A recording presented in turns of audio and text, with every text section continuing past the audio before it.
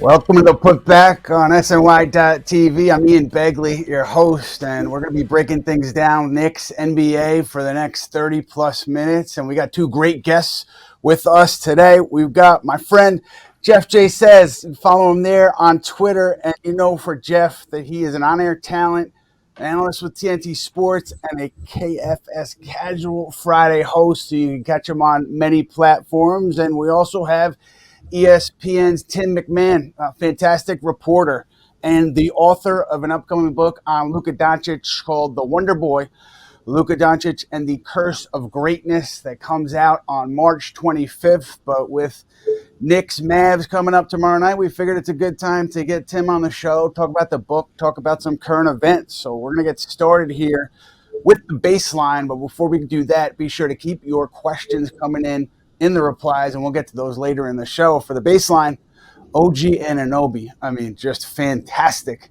the last night, in a huge bounce back win for the Knicks.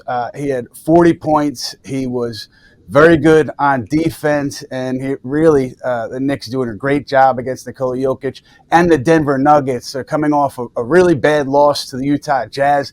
Jalen Brunson, a career-high assists against the Nuggets there. So, if nothing else, we've learned about this team so far that they can bounce back after a loss. I believe they are 6-1 after a loss. So, Jeff, you first, man. What's your take on where the Knicks are right now? Well, I think if you want to nitpick some losses that they shouldn't have, they probably should have a couple more wins than they do. But I think looking at their history and how they've started slow, you have to be happy that they're 3 games above 500 and they're starting to figure out their offense. This is a team that, by cleaning the glass metrics, are number 1 in offensive rating. They're in positive point differential. And this is all without everybody clicking on all cylinders. Jalen Brunson was trying to find his form early. Now he's rounding into it. And Mikal Bridges is still trying to find that jumper, the mad scientist, working on a way to calibrate his jumper beyond 22 feet, but still is able to be effective in the mid-range. So with given everything that they have, and oh, by the way, this is a team that just got together. They have a whole lot of new moving parts. You have to be pleased with what you've seen offensively from them and the potential. It seems like every time I watch them, their ceiling just continues to raise. And once Mikal Bridges gets into form and has some type of consistency, we could be looking at one of the best offenses in NBA history by rating. Yeah, I was going to say, you're talking about starting to figure out their offense. Every time I look, they're scoring 125, 130, 145 points. I mean, Towns has absolutely been lighting it up. It's funny, you don't think you're going to say this with a Tibbs team, but the question is can this team be good enough defensively to put the Knicks in a position where they are a real threat to the juggernaut that is the Boston Celtics and this Cleveland team that has only lost 1 game. Offensively, they are absolutely sensational. Yeah, Karl Towns, fastest in Knick history to 400 points, 200 rebounds. Tim, when this trade happened before training camp, what were your initial thoughts, and do they match what you've seen so far? Yeah, I mean, listen, you knew that Towns was going to come in there and just give them a completely different dynamic on the offensive end. And I thought that it might take a little bit of time for the Brunson Cat chemistry to develop, but I thought that Brunson was going to benefit big time from having a big who could space the floor like he does. And then, honestly, my initial thought was, is it going to go better with Tibbs and Cat this time around? It didn't go great in Minnesota. And Cat was a young guy then, and I don't think he was nearly as mature as he is now. But Tibbs wasn't able to build a respectable defense with Cat as the anchor back then. I still think that's a huge challenge. And I think a big part of that puzzle has not played a second for the Knicks this season. And obviously I'm talking about Mitchell Robinson. So once they get Robinson back, how much is Cat going to play alongside him? How much are their minutes going to be staggered? I know that Tibbs wants to play his starters 45 minutes a game, even if they're blowing out the Nuggets by like 30 points. But I don't think we're going to know the potential of this team on the defensive end of the floor until Robinson's not only back, but able to kind of get his legs under him. Yeah, I'm with you, Tim, and I do think that Robinson obviously initially is going to come off the bench, but the Knicks do want to see Towns and Robinson share the court and see what that looks like if and when Robinson returns. He's been progressing in his rehab, so you still expect him back sometime in that late December or January window. And yeah, I think the Knicks are curious about that Robinson Towns front court. And Jeff, Tim mentions the defense. How much of that is a concern for you based on what you've seen? It's a concern. I won't go into major because with the Tibbs teams in the Knicks era, we've given them 20 games. You see it after 20 games, Tibbs figures out what's the blips versus what's the trends and then starts to make his adjustments. I do think if you told me that Mikal Bridges was going to be one of the problems on defense, I would have lost a lot of money. I would have lost a whole lot of money on that bet, right? But this is one of those things where if you look at numbers and you feel like there's going to be regression, if he regresses back to the mean, which is an above average defender, that may clean up a lot of the defensive missteps that you see them going through. A lot of it is also, it's funny, Tim mentioned that we have an embarrassment of riches on offense. I mean, OG Anunoby right now, he's morphed into ultimate universe, alternate reality, British Kawhi Leonard, right? On offense. If you told me he was going to be the third option, he actually looks like the third option that they traded 4 first-round picks and a pick swap for. Mm-hmm. This is what he's rounding into. 27 years old, stepping into his prime. And shout out to the new medical staff that the Knicks have hired because he looks fresh. Yes, I gasp and spit the rosary every time he hits the ground.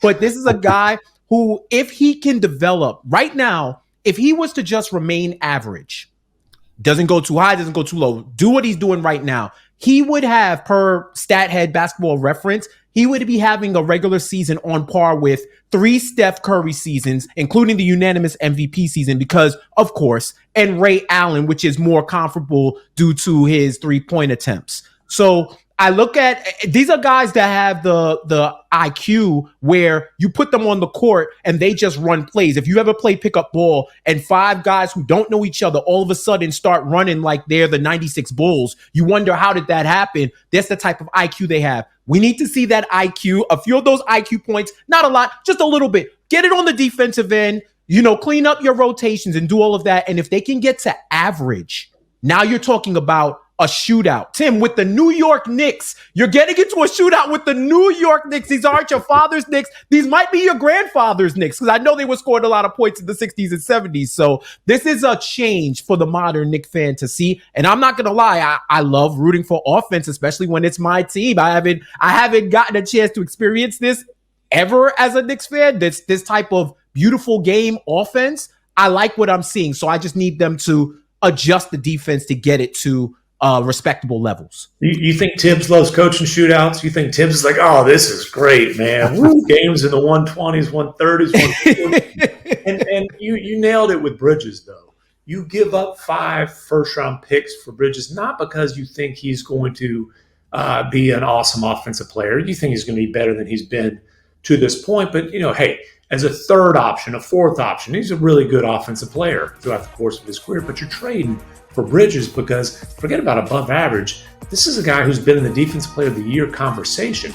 You're trading for him to pair with OG Anunoby and give you, what should be the best wing tandem on the defensive end of the floor in the entire NBA. And then you can protect Brunson. Once you trade for Cat, you can kind of mask some of his deficiencies. So, whether Bridges' jumper gets ironed out or whatever the case may be, we'll see what happens there.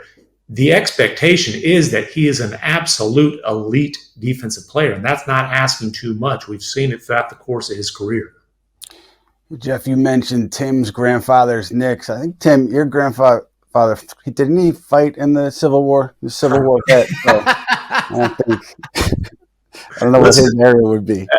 He was a New Yorker. I was born in Terrytown. I don't know if I've told you. Really? Home of the Knicks practice facility. Look at that. Sauce. I was made in New York, but I got to Texas as soon as possible.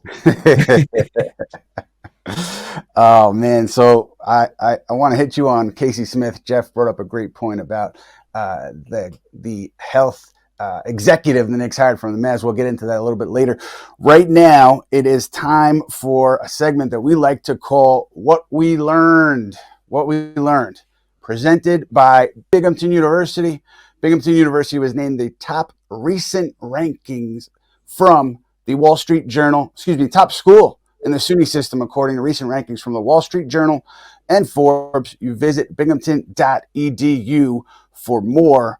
And what we learned, I think, throughout the whole portion of this early season is that OG Anunoby contract, I think, is going to look very normal in a few years as the CBA keeps climbing. I know a lot of people had sticker shock when they saw that deal. Anunoby obviously getting $200+ million from the Knicks, the biggest contract in Knick history.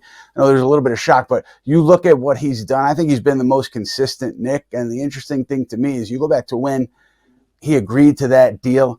It was not a fait accompli, right? It wasn't definite that he was going to sign with the Knicks. I think it got a little bumpy there in the negotiations in the 11th hour. Obviously, they ultimately get the deal done, but there's a world where, things go sideways and he ends up in Philadelphia, and that changes everything for the Knicks. But fortunately for New York, he's here, he's healthy, and he's playing incredibly well. So I've seen the best of OG Anunoby so far. And Tim, I want to get into Mavs Knicks history because there's so much of it, and I know you got into it in your book about Luka Doncic. I know you got into the Brunson Dallas dynamic. And what did you learn in your reporting for the book about what went down or the aftermath of Jalen Brunson and the Mavs divorce?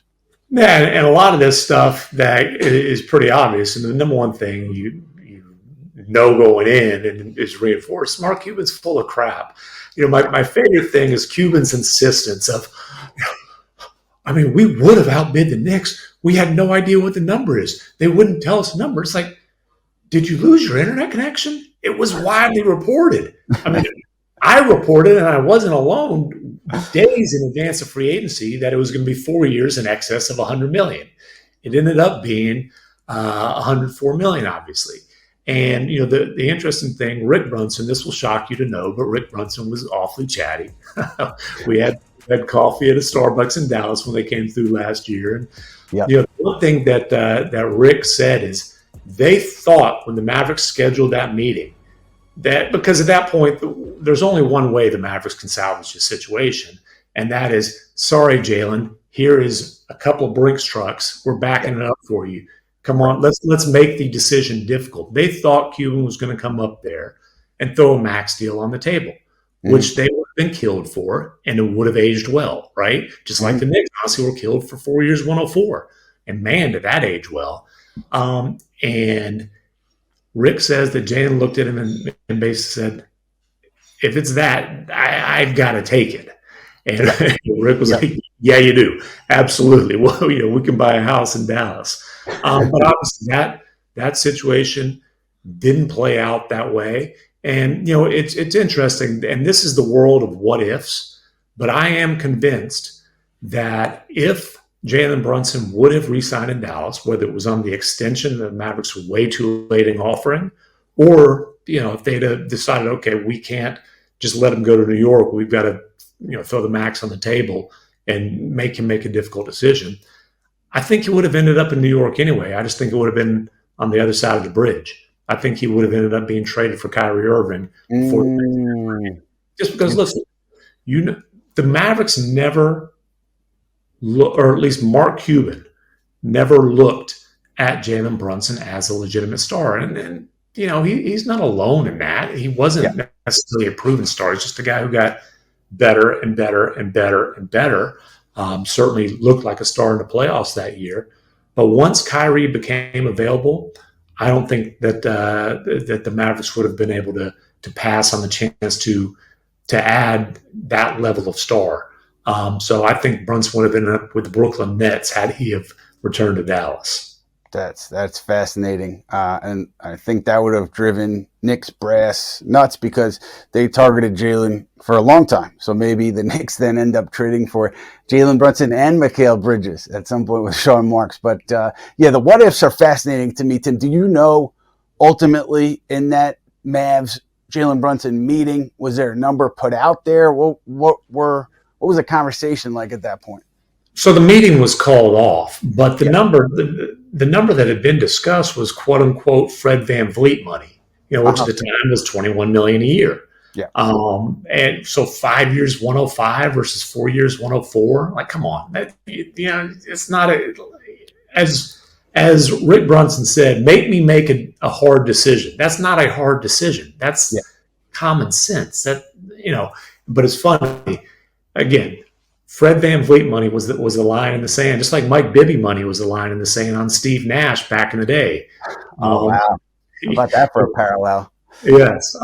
Steve Nash, who was brought up, by the way, in the post-draft introductory press conference when Jalen Brunson's sitting right there. And it wasn't brought up because of Jalen Brunson. It was brought up because he was represented by Bill Duffy, who repped Luka Doncic, who was sitting right there. And Donnie Nelson made the awkward, uncomfortable, in hindsight, jab at Mark Cuban joke. Hey, Bill, let's make sure this one stays in a Mavericks uniform. And by the way, Donnie also gave a shout out in that press conference to Jalen Brunson's agent, a pretty accomplished dude named Leon Rose, who, by the way, in that contract negotiated that the last year would be, the language in the last year would make Brunson unrestricted going into year 4. So that, the Mavericks didn't have the right to match because of some semantics in the contract negotiated by the guy who ended up bringing Brunson to New York, and obviously has known him since he was a newborn baby. So many dots to connect, both here in New York and over there in Dallas. And Jeff, for you, what was your initial thought? I'm just curious, and you could be honest. Mm-hmm. Your initial thought on the Knicks trading off their veterans to create the cap space to sign Brunson, basically being all in on Brunson that summer. I hope it works. Yeah, because that was the number one thing that I had, and they asked for the trust, and they asked for fans to trust in the front office. And what I saw them building so far, I said, okay, you have a personal relationship with this dude. Is this going to be the type of nepotism where your cousin isn't really qualified, but you're going to get him a job, or they are qualified, but they just need the opportunity? And we see that it was more so the latter. It's funny listening to Tim, and I definitely want to tap into the book to hear what the spin is on losing Brunson. The object of your affection becomes more attractive when other people desire it. But when you're talking about people, they have the right to say, you should have liked me when I was hot, when I wasn't hot. Now I'm hot. They all on me, right? So it's just hilarious how it gets spun to that where, and Tim, you could correct me if I'm wrong, Brunson approached them with an idea to extend or to work on a deal, and they said hold off. And now I'm thinking about it. Are you upset that he left? Or are you upset that you couldn't use him in a trade package later on down the line? Well, and there's no question about that, especially if the max extension for him was 4 years, 55 and change, 4 years, call it 56 rounding up, which, are you kidding me? What an unbelievable trade chip that would be. And, Rick Brunson talked to me about when they go on their vacation to Jamaica, where Jalen's mom's family is from. They go there every summer. And that summer going into that, they're like, oh man, $56 million. They thought it was happening. Mm-hmm. And again, Rick Brunson's perspective, a guy who grinded for every nickel he made in the NBA, 9 years in the league, never had a guaranteed dime, not 1 minute on a guaranteed contract. They're we're taking this. He said he even would have, if they'd have given him a little discount, 4 years for 50, which is hilarious. And the Mavericks were hold off. And, it was a new coach. It was a new GM. But really, ultimately, it was Mark Cuban. And Cuban thought going into that season that there wasn't going to be much of a market for Brunson. He thought it was going to be more of a mid-level type of market, which was, 4 years, a little bit more than $40 million at the time. He was only wrong by about $60 million. But, hey, and then they went back to him, though. It was the weird, coming out of the bubble COVID season, mm-hmm. and the Mavericks had a COVID outbreak. Luka, was reported out of shape. They shut him down for a little bit with some ankle stuff. Then he got COVID. Brunson kept the Mavericks' head above water during that whole time, established himself, went from a 6-man to a starter, and they went back to the Mavericks in early January and said, hey, we said we weren't going to negotiate during the season, but if you put it on the table now, we'll sign it. No.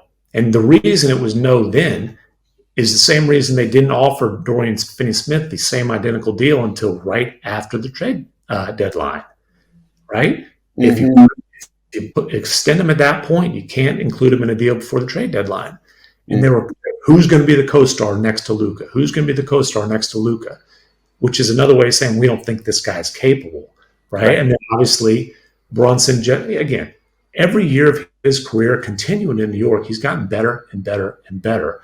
And the first time you really kind of looked at him and said, maybe he is legitimately that co-star, is the first round of those playoffs. Luka's nursing a calf strain for those first few games, and the guy goes for 41 and 31 against the Jazz, and off they go. He's the second best player on a team that went to the West Finals. And so, but they still, like the criticism of the Knicks was it was an overpay. I remember looking at the contract then and looking at the starting point guard contracts in the league, and it was about right in the middle. And my thought was Brunson's going to be a top 10 starting point guard. And I was pretty confident of that. So I didn't think it was a bad contract. I didn't think he was going to be fifth on an MVP voting a couple years later. Mm-hmm. By the way, neither did Brunson, neither did his dad, neither did Leon Rose, neither did Tibbs. The guy just keeps exceeding expectations.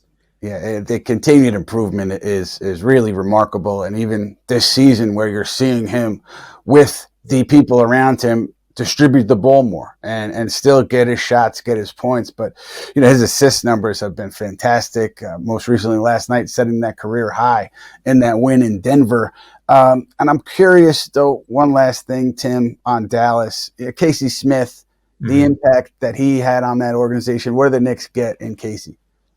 Yeah, and honestly, it was pretty shocking when essentially he got fired before last season. He was on the payroll, but he was no longer part of the organization. And this is a guy who had been not just Jason Kidd's right-hand man, but going back years and years, basically 2 decades in Dallas, a Team USA trainer, a guy who is immensely respected throughout the league. And for whatever reason, the front office and Casey got on different pages. But I promise you, when Casey became available, it didn't take long for Brunson to reach out to his godfather and say, this is a guy that we need to get in New York. And he's phenomenal at his job. I don't think you're going to find somebody who's more respected in the world of athletic training, certainly in NBA circles. And he can be an extension of the coaching staff and of the front office. I mean, Casey would be qualified to work in a front office. Just forget about the health and player player performance stuff. And Rick Carlisle used to say, hey, if I gave Casey the clipboard, he could coach an NBA game. And again, the relationship with players. Brunson's certainly an example of that, but far from the only example. For example, Dirk Nowitzki would tell you Casey Smith's one of his best friends in the world. And he kept Dirk upright until he was 40, and then the wheels. At some point, it doesn't matter how much, it doesn't matter what kind of science you have, unless it's Frankenstein type stuff. The wheels fell off when he was 40. Right. Well, I know that also there were several teams that were interested in Casey before he agreed to come to New York. So if you listen to Tim, it was a shrewd move by the Knicks. Jeff, I want to get your take on some of the X's and O's stuff that we're seeing, but Tim's out of here in a minute or two. So Tim, one last one with you. With the, December 15th, still a few weeks away, what are the Mavericks' needs and where do you think things go in terms of the trade deadline? Yeah, I don't know that the Mavericks have a glaring need. The thing that the Mavericks really need is to have their MVP candidate back. And I'm not just talking about back from injury. Luka's nursing a little wrist sprain right now. Luka hadn't played at an MVP level yet this season. He'll be the first one to acknowledge that. And this whole thing is built and based on having one of the best players in basketball at the center of it. But they've done a nice job filling out the roster. Guys like Najee Marshall is really playing well. Dante Exum will be back at some point, and I think Dante will address what might be their biggest need, and that is just on-ball perimeter defense. I'm not telling you the Mavericks won't make a deal. I'm just saying that there's not a glaring need like there was last year when they were like, hey, we've got to upgrade the power forward position. And, they brought in PJ Washington, and certainly, he accomplished that and their season turned around. Sure. Yeah, they did some great work last year, trading and otherwise. And they turned, to me, they haven't corrected that Jalen Brunson mistake, but they've done pretty well. Someone else has done pretty well is Tim MacMahon in his book on Luka Doncic. We're very excited to read it. It comes out March 25th. The Wonder Boy, Luka Doncic and the Curse of Greatness. Tim, fantastic reporter. It was fantastic to have you with us. We appreciate it, and we hope to see you soon. Always a pleasure. Adios, amigos. All right, Tim. So, Jeff, I want to get into some of the Knicks stuff that we're seeing recently. The 45 assists. I mean, just a monster number from the Knicks. I think it did match a franchise record. I think it was November 79 that they had 49 assists. So, anyhow, is this a Tom Thibodeau shift for you, Jeff? Is that what you see here? Is he changing it all, or is this just a team with incredible offensive talent? I think it's a little bit of both. Jamal Crawford, who's been really dope in the analyst chair at MSG Networks, he had mentioned that this isn't the first time that Tibbs has had a top offense while he was coaching. I want to say the Derrick Rose MVP season might have been one where they were at the top of the league. So I think he's one of those guys that can do more with less, but when you give him more, he can do more with it. And I think you got to give a tip of the cap to the personnel that they have. They have shot makers. They have incredible offensive talent. They have high IQ offensive players who can get together, run the offense, and score at an amazing clip. One of the reasons why the loss of the offensive rebounding isn't really being felt right now is because they're making more shots. It's hard to get offensive rebounds when you're making shots. So I don't think this is a schematic change as much as it's the personnel. You can see a lot of dynamic offense that the Knicks are running where they're initiating more motion, backdoor cuts, Spain pick and roll. They're running a modern NBA offense, but it's hard to see that same type of execution when you don't have the shot makers. And now they do. You got a guy like Josh Hart, who our guy Kaz called the Carmelo Anthony of Draymond Greens. And I say he Josh Hart's like no one has Josh Harted in the history of Josh Harts, because he is just a dude who eschews the spreadsheets and the analytics to where, it can tell you a story, but your eyes have to complete it. And he is the ultimate glue guy, somebody who just disrupts enough throughout the game that's going to give you that heart. He gives you that mental edge. He can get a triple-double at will.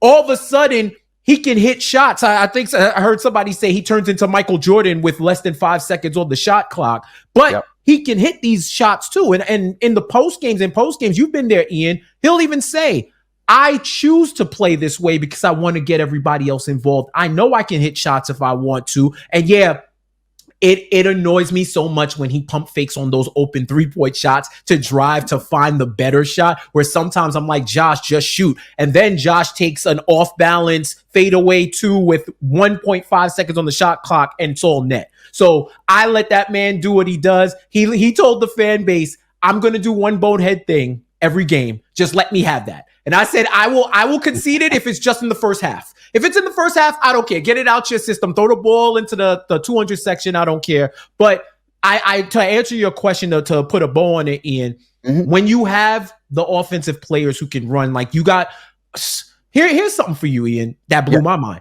They're shooting above 40% on above the break threes. This isn't just corner 22 feet shots that they're cashing. Cat is in the 96 percentage and OG's in the 92 percentage per cleaning the glass in percentage across the league of hitting above the break threes. So this is a team who's getting their offense in a variety of ways. While there's been much maligned about Mikal's jump shot, he is the mid-range messiah right now. DeMar DeRozan might be passing the torch on to him for the mid-range. And that excites me because, Ian, these are the type of shots you need to hit in the playoffs. Yes. So if he's hitting playoff shots now, I won't be as worried. If his range is exactly 22 feet, he has to figure that out. But I don't have any worry. I think he's going to round into form. But I do think when you give a coach the players and you're able to see how they can really coach when they coach players who are optimal at those positions. And you're seeing it right now. Yeah, and to Tom Thibodeau's credit, I mean, there are so many choices he has to make throughout a game, including who to close with. And, those choices get scrutinized when you lose. And I don't think they're easy decisions to make. They're certainly not as easy as, a guy like me who's sitting on the outside thinks it is. And he's gotten a lot right so far. And Mike Malone had a pretty strong quote out there after the game last night. He said, "I hope for all the Tibbs haters out there who say he doesn't coach offense, really appreciate offensively they are elite." And that's coming from a great head coach in Michael Malone.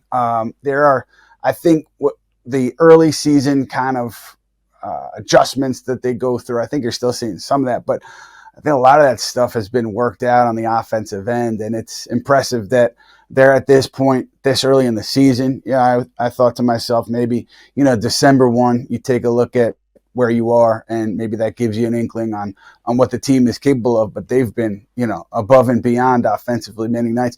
The one thing is, I think this team, you looked at the Utah game, thought that, their inability to hit shots impacted their ability to defend. And if you want to be a championship level team, that can't happen. I've talked about it a lot, sacrificing for the greater good. And that's everybody on the roster, right? That's everybody. Anunoby, Bridges, Brunson, Towns, Hart, everyone.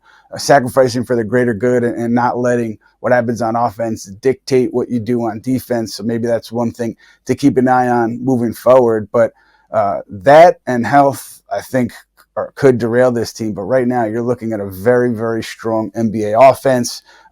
We want to get into some injury updates. And Jeff, for you, was it good to see some of those injured bodies back on the floor last night? I know we had Deuce McBride back.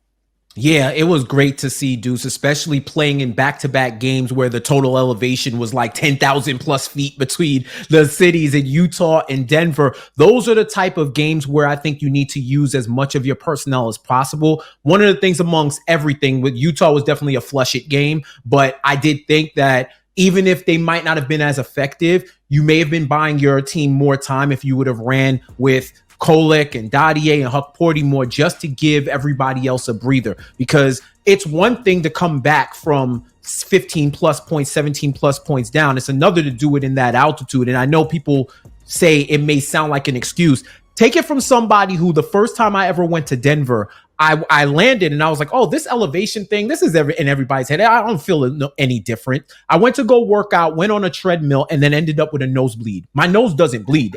Like I don't ever end up with a nosebleed. And then I had to respect it. And then breathing in the air when you're not used to it, it is different. Cleanest air I breathed in the US. They're in probably Portland, but Denver, it's crisp and it's thin, right? So you have to account for that. And I think, like you said, another thing about this team is that they have to be able to feed off of what the bench gives them. And I think with Deuce and Cam Bain, who's probably all NBA, I hate him if he's not on my team, Campaign, and not just for like attitude and stuff. Like, I love his attitude, but it's like you see Campaign celebrating and it's against you, and you just want your team to annihilate him. But when he's one of your guys, that's when he's celebrating. He's somebody who's coming in and he's getting an A from me, because that light might be a little too emerald green at times, but at least he's not scared. He's playing on defense.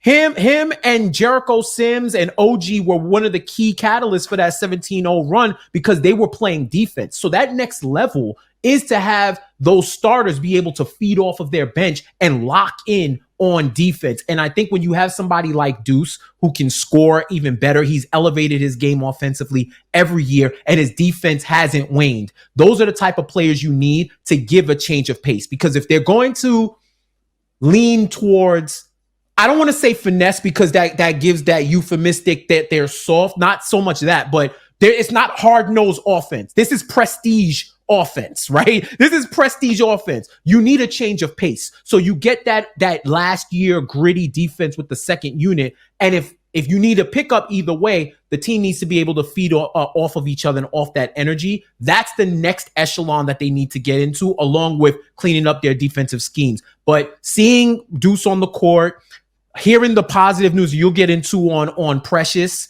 even with Mitch, these are the type of moves to me where these are your mid-season acquisitions. It's just getting your personnel back. And then once everybody's back, you get a clearer picture on the real possibility your team has for ultimate success. So I love Deuce. I think he's going to be a fringe six man of the year candidate. I love seeing him back. And even if he wasn't shooting the ball well, he was playing well, which is like one of the Tibbs core axioms. So I love to see that in action.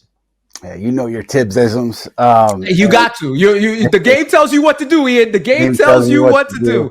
Rush the pass. Yeah, yep. I've heard them all and many times. And sometimes they're used even when the question has nothing to do with that topic. It's Tibbs goes for that.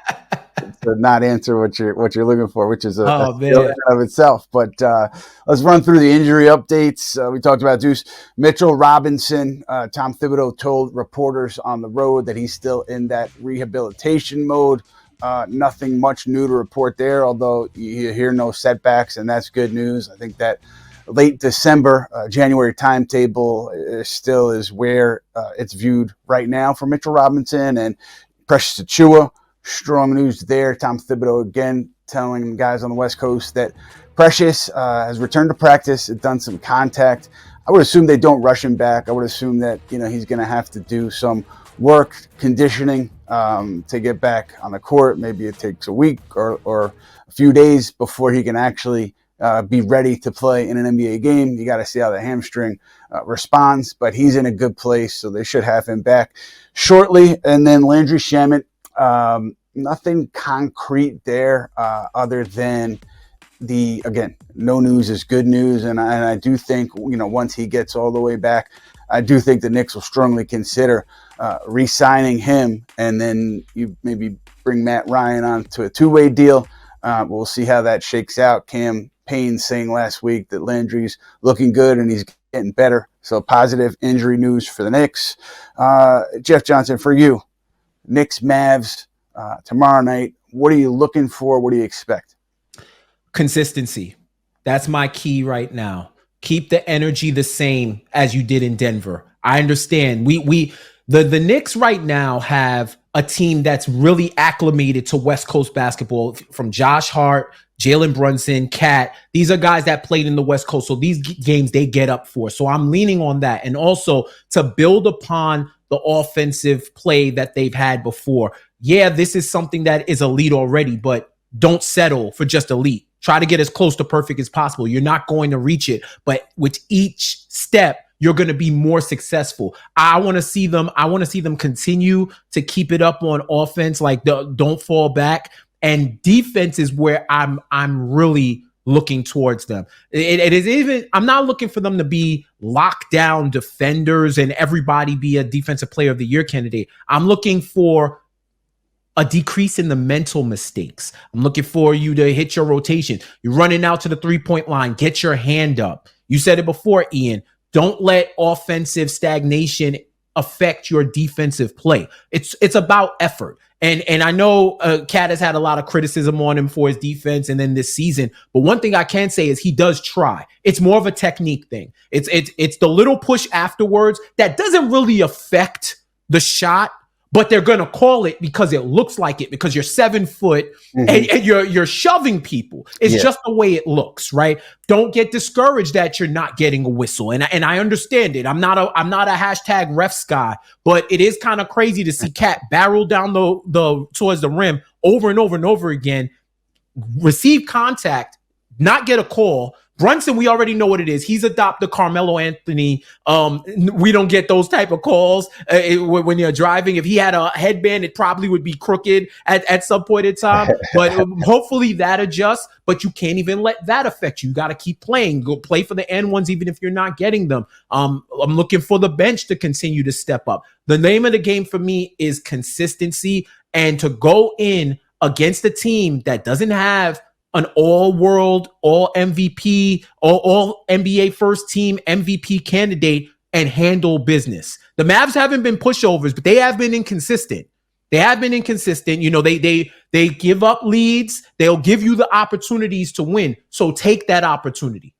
Yeah, no Luka Doncic. Obviously, you still have to deal with the rest of the Mavericks, including Kyrie Irving, homecoming for Jalen Brunson. The Knicks have a pretty good opportunity to finish out this road trip, their longest of the season, 4-1. They have Dallas, and then they finish this thing out Friday against Charlotte. And we are finishing this thing out. Jeff Johnson, we really appreciate your time, man. You could catch Jeff, on-air talent and analyst with TNT Sports and the KFS Casual Friday host. And you can catch us here on the Putback next December 4th. That is our next episode. We'll be talking Knicks and we're getting a little closer to trade season, so we'll probably get into some of that. And we look forward to seeing you soon. Yeah, man. Thanks for having me.